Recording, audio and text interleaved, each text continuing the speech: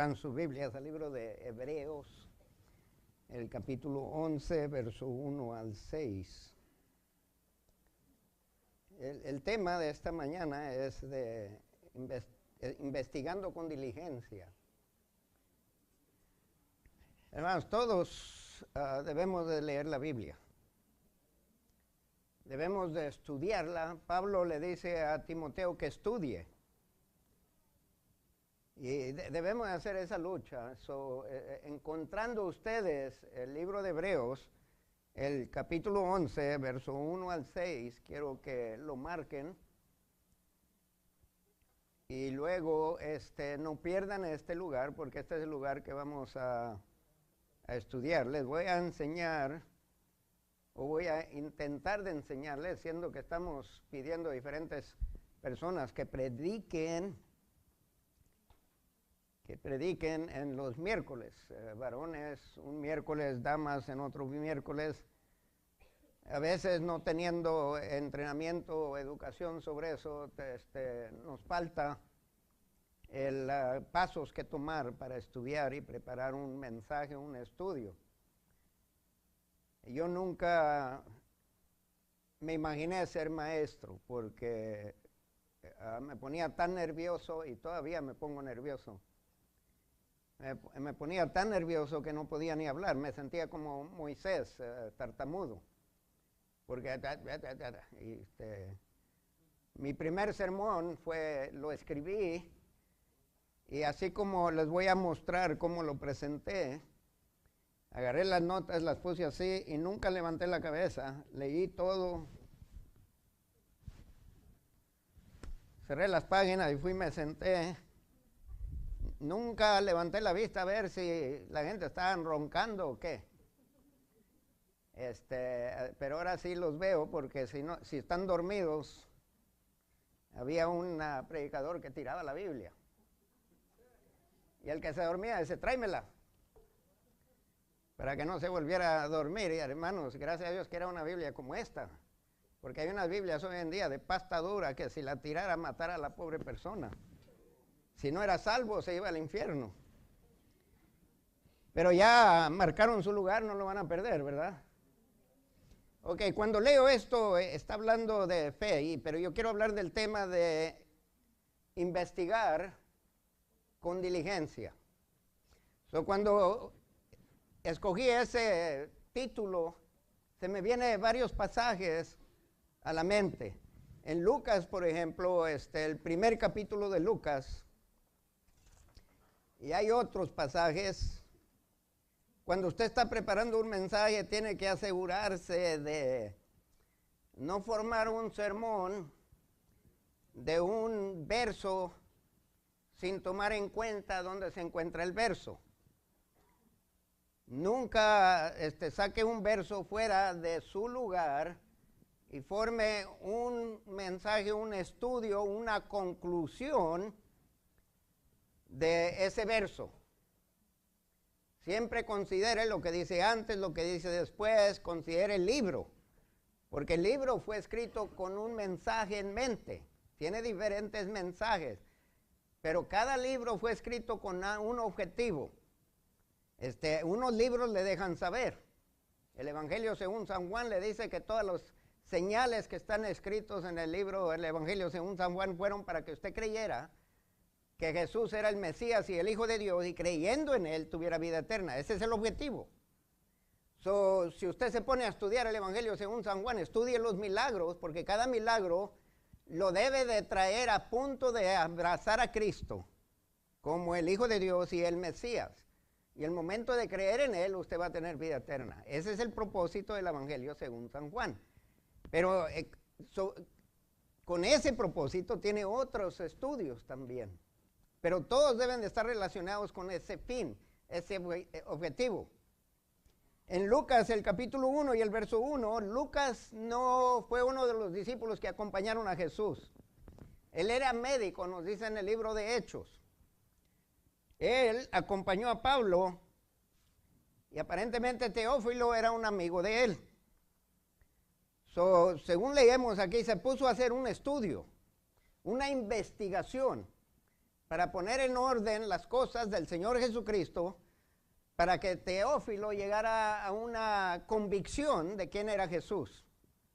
Usted quiere leer, si usted lee el libro del Evangelio según San Lucas, preste atención a esto. Lucas lo escribió para convencer a Teófilo, y en cierto sentido nosotros somos teófilos. Dice aquí, puesto que ya muchos han tratado de poner en orden la historia de las cosas que entre nosotros han sido ciertísimas, tal como nos lo enseñaron los que desde el principio lo vieron con sus ojos y fueron ministros de la palabra, me ha parecido también a mí, después de haber investigado con diligencia todas las cosas desde su origen. Él no agarró la opinión de alguien de lo que dijo Pedro, él fue a Pedro y le dice, Pedro, ¿por qué dices esto? Pedro estuvo allí, anduvo con Jesús, él escuchó las palabras. Y le dice, desde su origen, escribírtelas por orden, oh excelentísimo Teófilo, para que conozcas bien la verdad de las cosas en las cuales has sido instruido. Aquí está el propósito. Aquí nos dice que investigó diligentemente. Fue a testigos. ¿Usted quiere conocer algo del pastor Garza? Vayan a mi esposa, porque ella me conoce mejor que todos los que están aquí. Y yo sé que va a decir la verdad. También sé que hay ciertas verdades que no va a decir. Eso es entre nosotros. ¿Verdad, mi amor? Amén. Lo digo delante de ella, pero que ustedes sepan que no le ando. El libro de Hechos, oiga, si no se pueden confiar ustedes que están casados, olvídense. Empiecen a orar por un milagro. El libro de Hechos, capítulo 1, Lucas continúa la historia de lo que Cristo empezó a hacer y decir, no ha terminado. Cada vez que ustedes escuchan un sermón, están escuchando una continuación de las enseñanzas de nuestro Señor Jesucristo. Yo tengo que tener cuidado de ser fiel a esto. Yo tengo que tener tanto cuidado que si usted lo está leyendo en la Biblia, le va a decir, pastor, eso no es lo que dice. Ok. Capítulo 1, verso 1 en adelante dice, en el primer tratado, el Evangelio según San Lucas, oh Teófilo, hablé acerca de todas las cosas que Jesús comenzó a hacer y a enseñar, y marque eso, comenzó. Porque lo que Él comenzó, continúa por medio de nosotros. Y aquí puedo enseñar otra prédica. Lo que comenzó a hacer y a enseñar hasta el día en que fue recibido arriba. Después de haber dado mandamientos por el Espíritu Santo a los apóstoles que había escogido, a quienes también, después de haber padecido, se presentó vivo con muchas pruebas indubitables. Lucas investigó todas estas cosas, todos estos rumores de las apariencias del Señor Jesucristo. Lo que él anotó de las apariencias del Señor Jesucristo, él las investigó con diligencia. Se aplicó a ello como un detective tratando de descubrir quién asesinó a fulano de tal. Y no importa, en cada crimen, en cada escenario criminal, hay evidencia, hay rasgo, hay algo que deja el criminal, por más inteligente que sea, deja huellas digitales, puede dejar hebras del saco, se le puede caer un anillo, un arete a la mujer, puede dejar sangre, o sea, deja algo. Quizás una llamada telefónica, ahí voy a la casa y en el teléfono ahí está la llamada, que a ciertas horas, ¿y qué estabas haciendo en la casa a esas horas? A esa hora fui asesinado. ¿Verdad? Entonces dejamos algo, Jesús también, y Jesús no anduvo a las escondidas tratando de cometer un crimen y luego dejarnos a nosotros a descubrirlo. Él lo hizo delante de la gente. Cuando lo prendieron y lo arrestaron, y él dijo, ¿de qué me están acusando? Todo lo que he dicho y todo lo que he hecho, lo he hecho delante de todos. No he hecho nada a escondidas. O sea, no he andado como un criminal. Y el cristiano no tiene por qué andar como un criminal. Él quiere que todo el mundo sepa en quién cree y por qué cree en Él. Le dice muchas pruebas indubitables. Dice, lo que yo escribo aquí, yo lo he confirmado, lo he investigado. Podemos contar con eso, apareciéndoseles durante 40 días y hablándoles acerca del reino de Dios. Y estando juntos, les mandó, y bueno, ahí lo pueden leer. Ahora vamos a Primera de Pedro, porque está relacionado lo que dice Pedro con lo que voy a hablar esta mañana. En el primer capítulo de Primera de Pedro, y no pierdan su lugar en Hebreos. Primera de Pedro, capítulo 1, y el verso 12.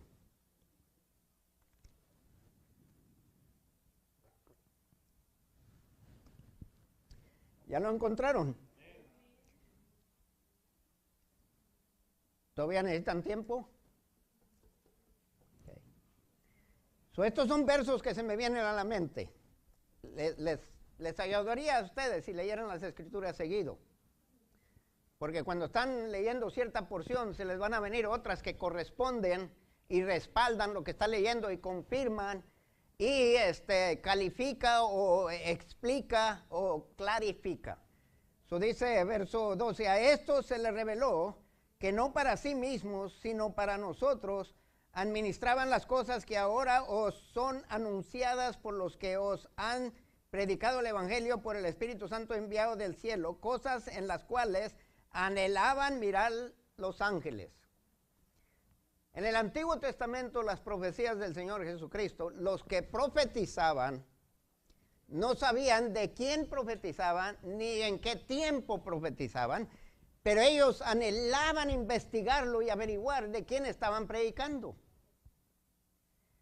Hermanos, los profetas estaban predicando un mensaje de cosas que no habían ocurrido y que no ocurrieron en sus tiempos. Se les había revelado el futuro que nunca iban a ver ellos. Pero ellos indagaban, averiguaban, investigaban. Hay cosas del futuro que quizás no vamos a ver, vamos a morir antes de que pasen. Pero hay cosas del futuro que ya estamos viendo y ya hemos visto, ya han pasado. Pedro dice, aquellos escribieron las cosas que ahora les predicamos. Cuando lee el Antiguo Testamento nos prepara para el Nuevo Testamento. Y les doy un ejemplo, porque el libro de Hebreo habla de las sombras, de las cosas del pasado, son sombras de las cosas del presente. O sea, el templo, los sacerdotes, la ropa y todo, la puerta, el candelario, el altar y todo eso son sombra de Cristo Jesús. Ahora, aquí es imposible tener sombra porque las luces vienen de todas partes. Pero si estuviéramos afuera y el sol está resplandeciendo para este lado, ¿para dónde estuviera mi sombra? Hacia atrás. Ok. Si usted ve la sombra da una impresión del cuerpo mío. Pero no es exacto. Solamente nos da un concepto, una idea. Es incompleto. La imagen de sombra no es un retrato completo de quién soy. Soy más simpático así que en la sombra. Pues claro, la sombra no tiene nariz, no tiene ojos, no tiene lentes. Usted no ve detalles. Sin embargo, la sombra le da una idea que hay algo. El Antiguo Testamento, las ceremonias, los sacrificios y todo, le eran indicativo a la gente de la necesidad de presentarse delante de Dios con un sacrificio. Y ese sacrificio era sombra del sacrificio supremo que es Cristo. Y aún hoy en día, usted no viene delante de Dios sin sacrificio, porque es necesario que venga Dios por medio de ¿quién? De Cristo, Él es el sacrificio. La diferencia es que ya no tenemos que estar ofreciéndolo. En el Antiguo Testamento se ofrecía seguido, porque era una sombra nada más, y no era una representación adecuada de Jesús. Jesús se ofrece una vez para siempre. Pero usted y yo seguimos viniendo al Padre por medio de ¿quién? De Jesús. Él es el camino, la verdad y la vida. Y nadie viene al Padre si no es por Jesús. Usted no puede presentarse delante de Dios a solas. Es lo que dice. Jesucristo ha abierto el camino. Los sacerdotes deberían de estar conscientes de eso. No podían entrar al lugar santísimo sin sacrificio, sin lavarse. Y tenían que entrar con cierta ropa. Tenían que santificarse para poder entrar. Cristo entró por su propia sangre. Y el velo era su cuerpo. Y estos profetas y aquellos sacerdotes de entonces se olvidaron de todo eso. Cuando vino el Señor Jesucristo lo mataron. No vieron el que causaba la sombra del Antiguo Testamento, porque se enamoraron tanto de la sombra que se olvidaron del que causa la sombra. Usted y yo no tenemos el lujo de olvidarnos del Señor Jesucristo. Usted no venga al Señor Jesucristo por medio de sus diezmos, por medio de sus ofrendas, por medio de sus sacrificios. Venga al Señor por medio de Cristo. Sus ofrendas, sus diezmos, eso es su expresión de quién es dueño. Pero usted no puede ganar a Dios por sus diezmos.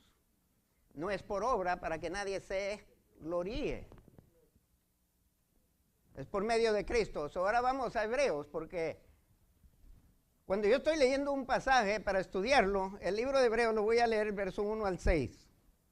Es pues la fe, la certeza de lo que se espera, la convicción de lo que no se ve. ¿Por qué el autor escribe este verso aquí? ¿Por qué no lo escribe antes? ¿Por qué no lo escribe en el capítulo 10, el capítulo 9, el capítulo 8, el capítulo 7, 6, 5, 4, 3 o 1? ¿Por qué aquí? Porque todo lo que dice prepara a nosotros para leer este verso. Y lo que nos está diciendo, está hablando de creer en cosas que no vamos a ver, pero esperamos. Los profetas profetizaron, nunca lo vieron, lo creyeron, porque si no, no lo hubieran profetizado. Cuando Dios les daba el mensaje, ellos lo presentaban.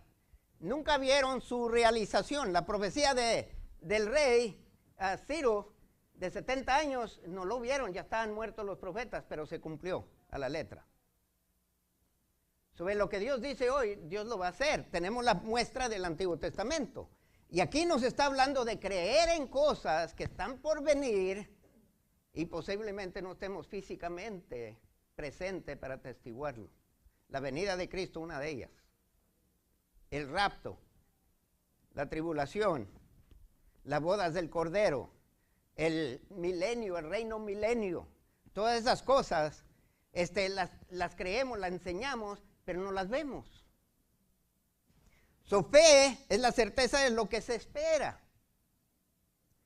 Usted tiene que vivir no solamente en el presente. Hay muchas veces que nosotros queremos la fe para tenerlo ya. Lo veo, lo reclamo y ya es mío. Pero aquí está hablando de una fe de cosas que usted nunca va a tener hasta que no llegue al cielo y su cuerpo va a ser glorificado. Y quizás no lo alcancemos a ver. Quizás esta es la generación que va a ser arrebatada. No sé, pero yo vivo con esa expectativa y eso determina cómo me conduzco. Porque en cualquier momento tomo un paso y estoy arrebatado o me quedo. Y el que va conmigo desaparece, sillas vacías y yo todavía aquí. Fuera triste. Eso nos dice que tenemos que creer en aquello que se espera. Tenemos que tener convicción de lo que no vemos. ¿Cuántos ven a Dios? No, lo que ven es la evidencia de su existencia. Dios nadie lo ve porque es espíritu. Vemos cosas de Dios. Yo veo el viento y yo sé que hay viento. Yo veo a alguien caer a los pies de Cristo aquí, sé que el Espíritu está trabajando, pero no lo vi. No le vi cuando le metió el pie, no. Él no lo hace así, eso lo hago yo. Verso 2, porque por ella alcanzaron buen testimonio los antiguos, por la fe entendemos haber sido constituido el universo por la palabra de Dios. No estuvimos presentes cuando no había nada, y Dios dijo y lo hizo, pero lo creemos. Por fe entendemos que lo que Dios dijo, sea hecho la vaca, y fue hecha la vaca. No apareció un toro. El universo por la palabra de Dios, de modo que lo que se ve fue hecho de lo que no se veía. Por la fe, sobre lo que ahorita estamos diciendo, se va a ver. Por la fe Abel ofreció a Dios más excelente sacrificio que Caín, por lo cual alcanzó testimonio de que era justo, dando Dios testimonio de sus ofrendas, y muerto aún habla por ella. Por la fe Abel ofreció a Dios más excelente sacrificio que Caín. ¿Por qué? Porque él tenía un concepto sublime, exaltado de Dios. Con determinado, lo que usted cree de Dios determina lo que usted hace por Dios. Es lo que está diciendo aquí. Lo que Abel creía de Dios lo motivó a dar lo mejor a Dios. Caín tenía un concepto mínimo de Dios, le dio cualquier cosa de su cosecha. Le dio algo. Quiere decir que Caín tenía concepto de un Dios, sino a quien se lo ofrece. Pero su concepto de Dios era mucho más bajo, no merece lo mejor lo merezco yo. Pero Abel sacrificó lo mejor. ¿Por qué? Porque su concepto de Dios es que es digno de lo mejor. Nuestra vida es determinada por el concepto que tenemos de Dios, por la fe que llegamos, la conclusión que llegamos a tener de Dios. Si usted cree que Dios es omnipresente, no se atreve a hacer algo en escondidas, porque sabe que de Dios no está escondido. El que hace algo indebidamente fuera de la iglesia, separado de testigos o lo que sea, ¿qué concepto tiene de Dios? ¿Qué fe tiene en Dios? Abel tenía un concepto alto de Dios, y a pesar de que no miraba a Dios, sabía que Dios era excelente, era extraordinario, era merecedor de honra y gloria, y agarró lo mejor de su rebaño y lo más gordito que cualquier pastor lo hubiera reservado para tener futura crianza. Agarró lo mejor. En el rancho se agarra el mejor grano para volver a sembrar, y lo segundo de calidad se agarra para comer, y lo peor de todo se aparta para vender. Solo que es cierto, piénselo bien. Es cierto, yo trabajé en el rancho, yo trabajé sembrando, y agarramos el mejor frijol para sembrar, y agarramos el segundo para consumir, y dejamos lo demás para vender. Usted no siembra lo peor, hermanos. Y Dios es digno de lo mejor. El diezmo de los primeros frutos para Dios. La fe determina nuestras acciones. Según estoy leyendo, dice, en el verso 5, por la fe Enoc fue traspuesto para no ver muerte, y no fue hallado porque lo traspuso Dios. Y antes que fuese traspuesto, tuvo testimonio de haber agradado a Dios. Y aquí llegamos al verso 6. Pero sin fe es imposible agradar a Dios, porque es necesario que el que se acerca a Dios crea que le hay. Abel y Caín creían que Dios existía. Los dos ofrecieron. Los dos tenían concepto de que había un Dios y merecía sacrificio. Pero el uno trata a Dios como Cuba trata al gobierno. Hermanos, allá tienen gasolineras, pero es bien caro los litros. La gente cobra en el mercado negro. Si usted es un empleado del gobierno, al lado, acá por acá, escondidas, vende y lo vende más barato. Y luego tiene que esconderlo porque si lo descubren es crimen digno de prisión. Porque es el concepto que tienen del gobierno. Del gobierno se pueden esconder, del gobierno de Dios nadie se esconde. Y a veces aplicamos lo mismo a Dios que aplicamos a un ser humano. Sabemos que merece impuestos, pero si le escribo aquí o acá, doy menos impuestos. Es una mentirita, ¿quién va a investigar todo? Billones o millones de ciudadanos pagando impuestos. Cualquier cosita aquí para rebajarle y unos $500 para mi bolsa, el gobierno no se da cuenta. Pero hermanos, para aquel que cree en Dios, no es el gobierno que nos preocupa. Estamos calladitos. Voy a llenar las formas para conseguir permiso para trabajar o residencia o ciudadanía. Entre menos saben, mejor. Y ahí en la forma se pintan bien chulos ahí. Aunque la verdad es que son bien sinvergüenzas. Pero lo que el gobierno no sabe no le hace daño. No le hace daño al gobierno, le hace daño a usted. Están muy calladitos. Ok. Hermana, ponga la foto, la primera. Ese pedazo de rompecabezas, ¿qué piensan que es?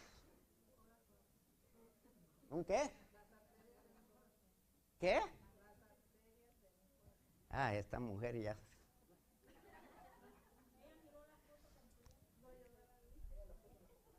No ha visto la foto completa.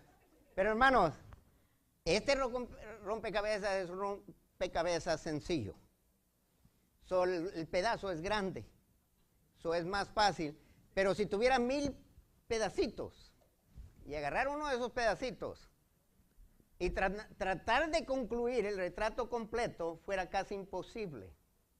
Les digo eso, que por favor no agarren un verso de los miles de versos en la Biblia y formen algo fuera del rompecabezas. Pongan la segunda, por favor. Ahí está. Mire, ¿cuántas piezas? Son 4 por 4, 16 piezas. Eso es fácil, porque cada pieza tiene que contener algo del retrato más grande. Pero vamos a decir ese mismo corazón con 1000 pedacitos, 1000 rompepedacitos, y agarro uno del medio. No tuvieras suficiente detalle. Ahora, Ismael está en la esquina, todos voltean, levanta la mano, Ismael. Okay. Hermana Norma Dubán de García, póngase de pie, por favor. Ya tiene dueño, hermana. Levante su mano. Ok. Ambos me pueden ver, ¿verdad? No, quédese de pie, hermana. No le di tiempo para descansar. Si yo tengo que estar de pie, usted también.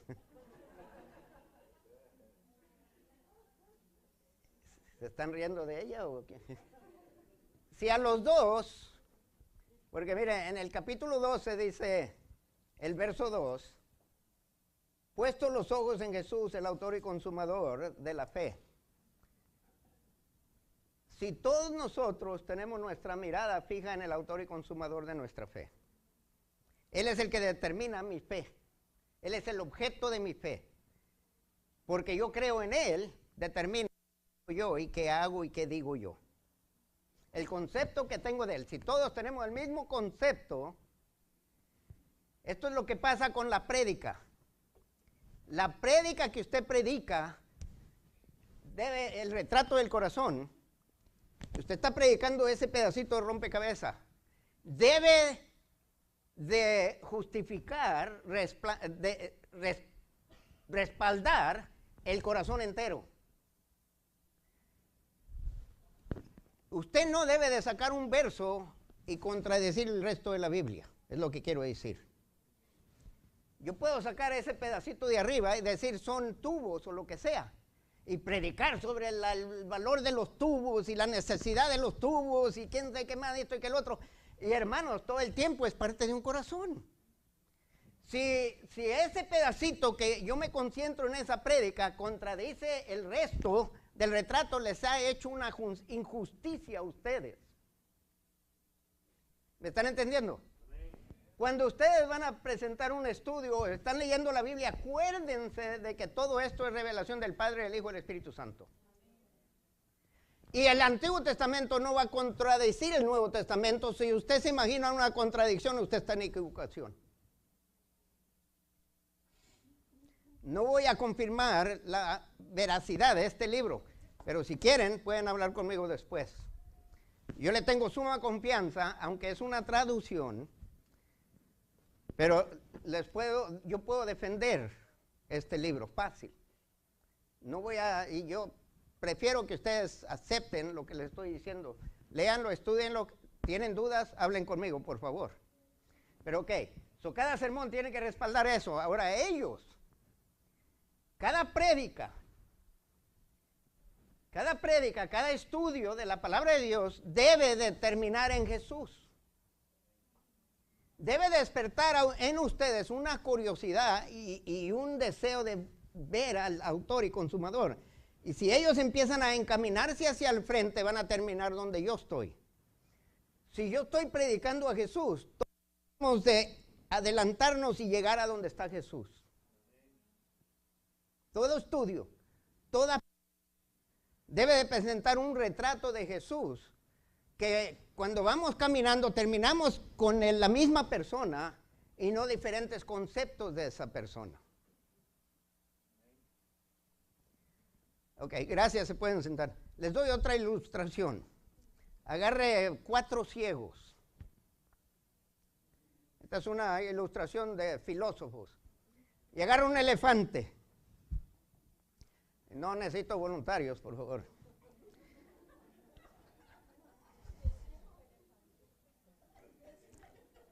Los chistes son para que no se duerman.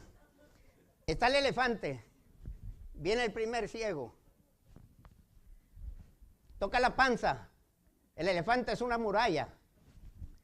Viene otro más chaparro, como alguno de ustedes. Le agarra la pata y dice, es un tronco. Viene otro ciego, le agarra las trompas, esa es una culebra. Tan ciegos, no ven todo el retrato. Nosotros tenemos que tener cuidado cuando predicamos a Jesús, que no enfatizamos algo, que la gente solamente agarra una percepción de Jesús. Mire, Él es Salvador, pero por favor no elimine que es Señor. O sea, no solamente es alguien que lo rescató, pero es alguien a quien usted le debe. Usted puede ser rescatado por alguien. Y aquí está el problema de los 10 leprosos. Solo uno regresó a dar gracias.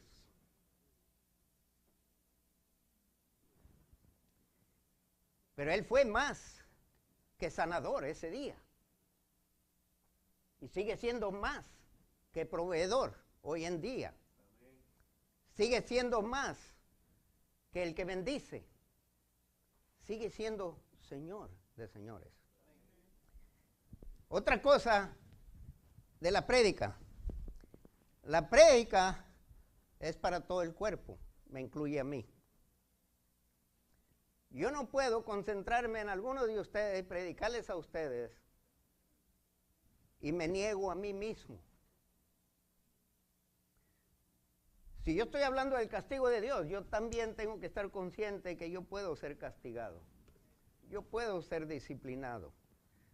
Porque primero tengo que creer lo que voy a predicar, no solamente predicarlo.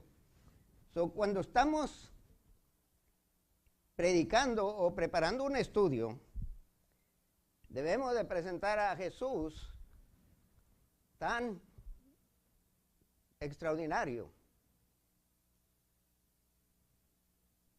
que la gente va a querer conocerlo. Y usted no va a conseguir eso si su vida contradice todo lo que está diciendo. Miren el capítulo 10, porque el capítulo 10 determina el capítulo 11. En el capítulo 10 de Hebreos, la prédica es para todos. Mire, la fe, si usted cree en Dios, tiene que creer en el cuerpo de Dios. Usted no debe todo lo que debemos de decir debe de edificar. Pero hay veces que para edificar usted tiene que destruir. Hay edificios que no sirven. Estuvimos en una iglesia que pusieron un techo y pusieron postes para detener el techo y ahí están congregándose en Cuba porque el edificio donde se congregaban está medio ladeado. Y tenían miedo que un día en medio de una prédica cayera el Espíritu Santo y el edificio también. Se cambiaron, ahora están construyendo otro edificio. Cada prédica debe de ser para toda la iglesia. En el capítulo 10, el verso 19 en adelante. La fe, yo debo de responder a ella igual que ustedes. Dios no hace preferencia para el pastor, como hace preferencia para el músico o para maestros. Todos vamos a ir a la misma eternidad. No esperen una eternidad de alta calidad para ustedes. Porque hermanos, no hay más alta calidad que estar con Jesús. Usted no puede recibir mayor bendición que esa. Asegúrese que va a terminar con Jesús. Ahora, Él va a dar galardón. Porque es galardonador del que le busca. Yo debo de crear en ustedes una curiosidad de Jesús, que ustedes quieren buscarlo y conocer más de Él. Para hacer eso tengo que convencerlos de su necesidad de Él. Como les dije, una vez que me entrevistaron unos pastores, estaban hablando, quiero que hable de la salvación. Dice, ¿salvación de qué? De veras, ¿salvación de qué? Ustedes entienden, pero hable con un pecador que es multimillonario, tiene su mansión, tiene criados y usted es uno de los trabajadores de él, y dígale, tú necesitas ser salvo. Y dice, ¿de qué? El necesitado eres tú. Si no tuviera dinero, chavo, no tuvieras trabajo. ¿De qué necesito ser salvo? Hablamos de salvación porque nosotros entendemos, pero esta gente afuera no entiende, hermano. Y me gusta hacerle una pregunta, ¿por qué murió Cristo? Porque la mayoría de los latinos creen que Cristo es el Hijo de Dios. ¿Por qué dejó el cielo y nacer de una virgen y morir en la cruz? ¿Por qué? ¿Para decorar la cruz y tener el crucifijo? ¿Y ser protección? ¿Adorno o algo? Porque mucha gente no se hace esa pregunta. Ok. Verso 19. Así que, hermanos, teniendo libertad para entrar en el lugar santísimo por la sangre de Jesucristo. Presentamos a Cristo para que todos cuando van caminando terminen en el mismo lugar, con Jesús. Por la sangre de Cristo podemos entrar al lugar santísimo, por el camino nuevo y vivo que Él nos abrió a través del velo, esto es, de su carne. Y teniendo un gran sacerdote sobre la casa de Dios, que es Cristo, acerquémonos juntos. No dice acérquese cada uno, dice acerquémonos. Como iglesia les digo, acerquémonos. Esto me incluye a mí. Porque cuando estoy delante de Cristo, yo soy un miembro de su cuerpo. Delante de ustedes soy su pastor. Deben de rendirme cierto respeto, cierto honor. Sin embargo, hermanos, al final de cabo, si no es por Cristo, yo no termino en el cielo. Yo puedo predicar unos sermones extraordinarios, gente se salva y todo eso, y yo termino en el infierno. Yo también tengo que acercarme por la misma fe en la misma persona, Jesús. Dice, acerquémonos con corazón sincero en plena certidumbre de fe, purificados los corazones de mala conciencia y lavados los cuerpos con agua pura.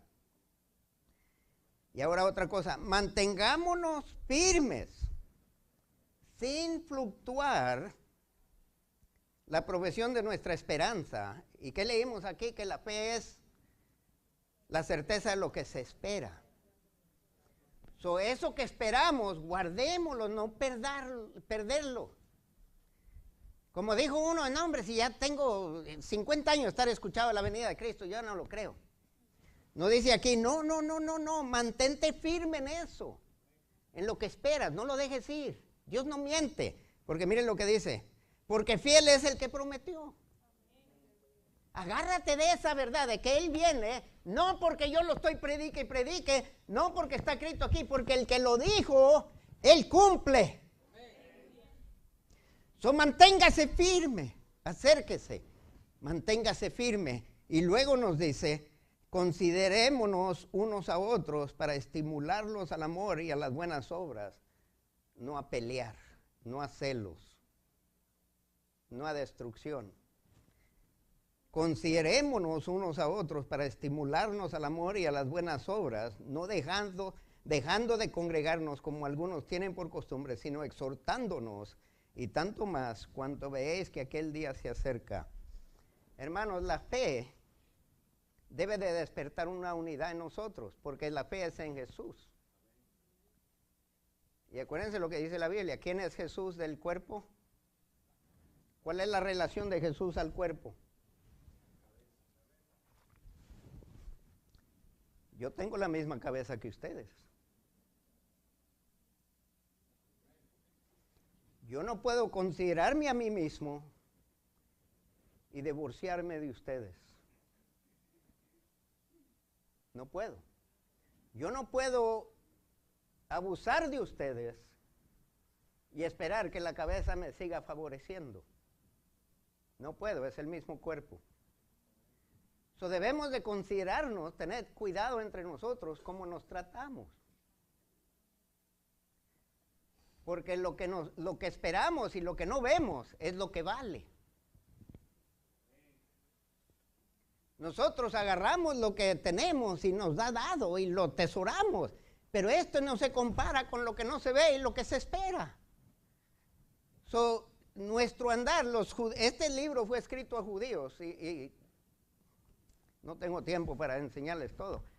Lean el libro de Hebreos, porque ahí encuentran ayuda para entender el Antiguo Testamento.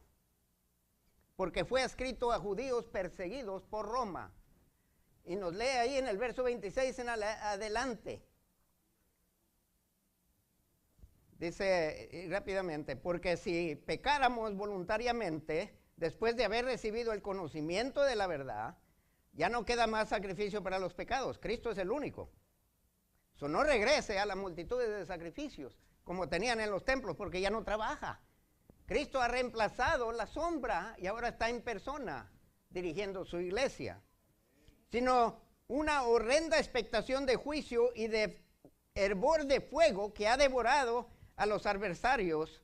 El que viola la ley de Moisés por el testimonio de 2 o de 3 testigos muere irremisiblemente. ¿Cuánto mayor castigo pensáis que merecerá el que pisoteare al Hijo de Dios y tuviere por inmunda la sangre del pacto?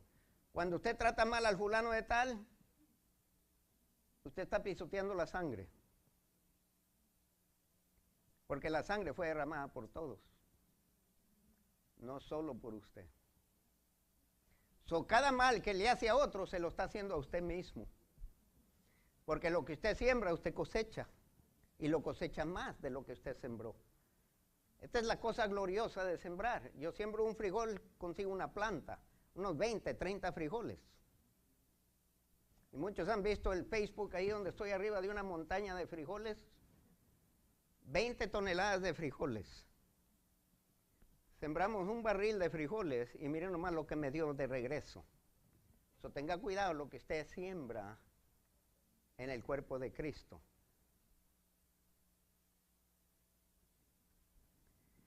En el verso 32 dice, pero traer a la memoria los días pasados en los cuales, después de haber sido iluminados, sostuvisteis gran combate de padecimientos. Fuiste iluminado, creíste, eres cristiano, pero padeciste, hubo persecución. Por una parte, ciertamente, con vituperios y tribulaciones fuisteis hechos espectáculo. Los romanos llenaban las arenas de los coliseos con espectadores y llenaban las arenas con cristianos y soltaban los leones hambrientos o los quemaban en cruces, demandando que denunciaran a Jesús, y no lo denunciaban.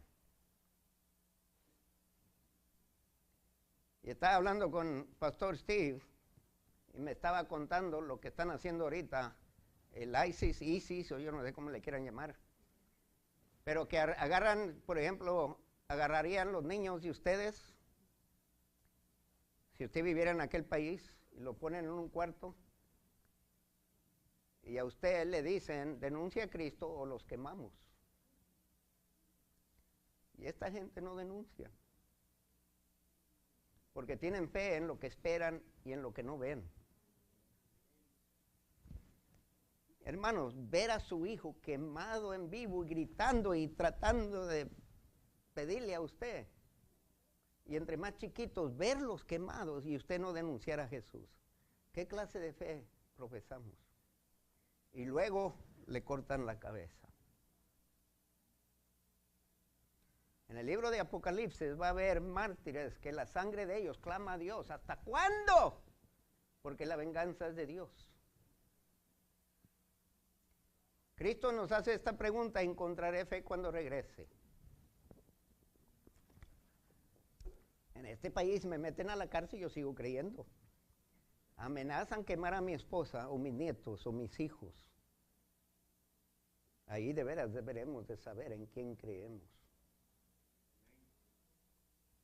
Y el libro de Hebreos está escrito a una generación que están huyendo. Tener fe no quiere decir que no huya. José huyó de la mujer. A Pablo lo bajaron en una canasta. A José y a Juan, a José y a María, el ángel le dijo, vete a Egipto. Oye, es el Hijo de Dios, ¿por qué no lo proteges, Dios? Ciérrale los ojos, ciégalos para que no nos vean y maten a los demás, pero cuida de tu bebé. No, lo mandó a Egipto. Fe es hacer lo que Dios pide, no quedarse ahí como un tonto y esperar que el tractor venga y se lo lleve, porque Dios lo va a rescatar. Fe también es hacer lo que usted puede. A Moisés lo guardaron en una canasta y lo mandaron por el río Nilo. ¿Que Dios no puede proteger a su siervo? Claro, pero a veces pide que nosotros hagamos algo. Y esa es una prueba de fe también. Tú no creas predicadores que enseñan que fe es, tú no tienes que hacer nada, aún en países allá no te van a tocar, ni la espada, ni esto y que el otro. Lo que está diciendo es que no va a tocar tu fe. Te quitan la vida, gracias, porque ya estoy con el Señor. Lea el capítulo 11 también. Muchos de los cristianos serruchados, hermanos. Oye, córtame la cabeza. Pero que yo esté allí y el serrucho empiece. Dios eterno. Fueron aserrados. Siguieron creyendo en lo que nunca vieron y lo que esperaban. Pero en el momento que fallecieron, ausente del cuerpo, presente con el Señor.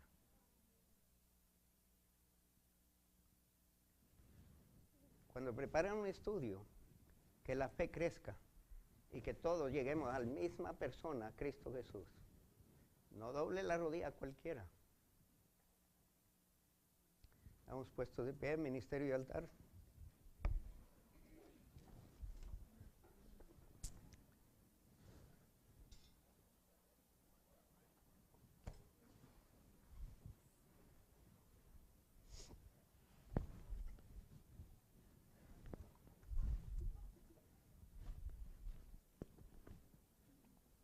Si usted no es salvo,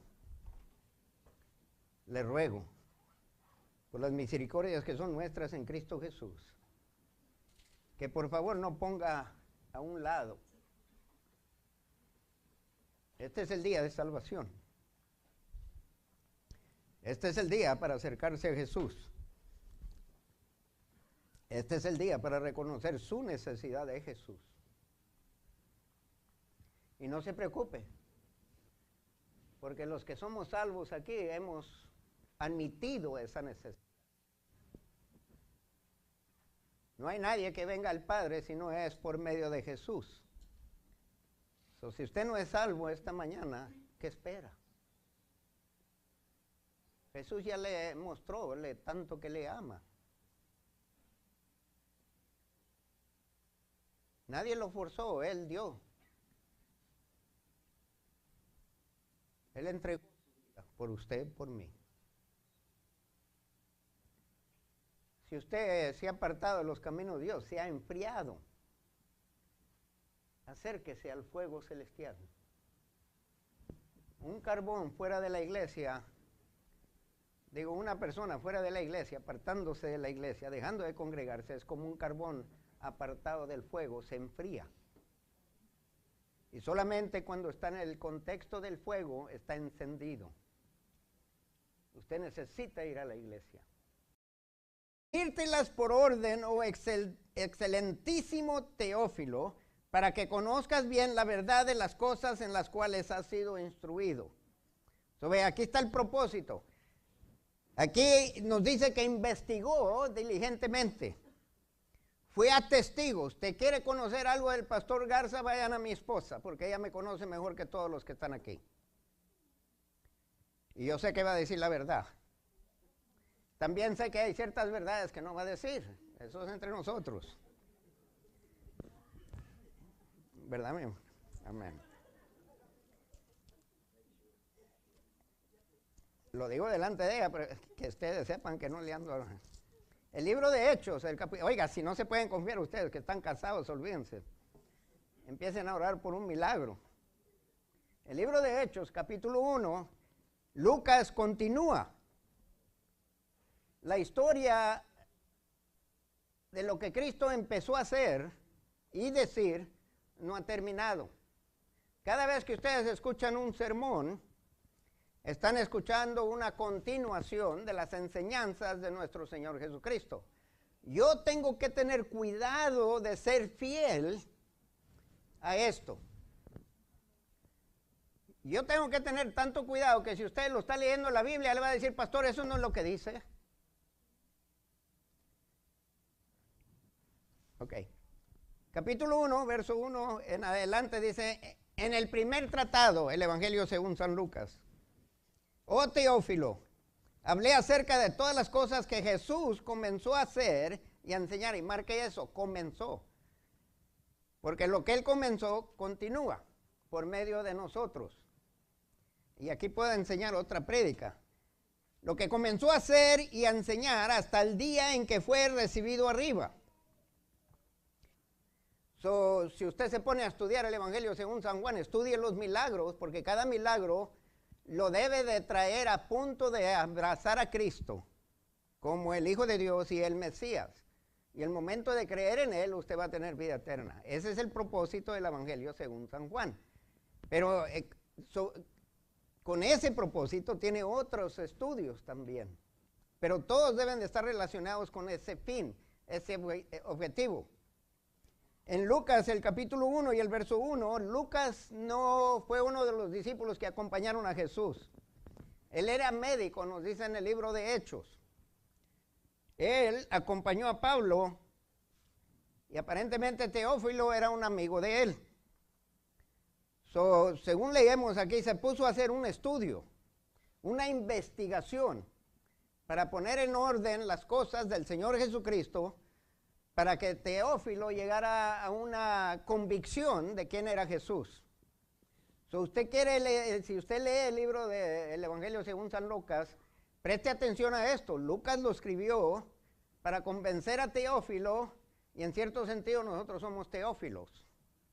Dice aquí, puesto que ya muchos han tratado de poner en orden la historia de las cosas que entre nosotros han sido ciertísimas, tal como nos lo enseñaron los que desde el principio lo vieron con sus ojos y fueron ministros de la palabra, me ha parecido también a mí, después de haber investigado con diligencia todas las cosas desde su origen.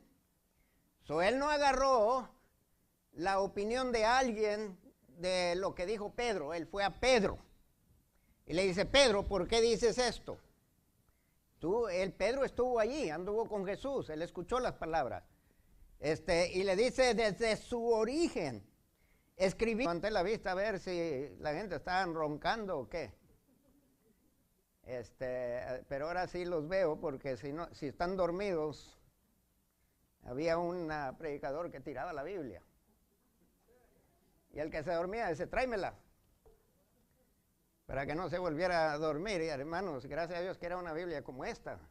Porque hay unas Biblias hoy en día de pasta dura que si la tirara matara a la pobre persona. Si no era salvo, se iba al infierno. Pero ya marcaron su lugar, no lo van a perder, ¿verdad? Ok, cuando leo esto, está hablando de fe, pero yo quiero hablar del tema de investigar con diligencia. Cuando escogí ese título, se me vienen varios pasajes a la mente.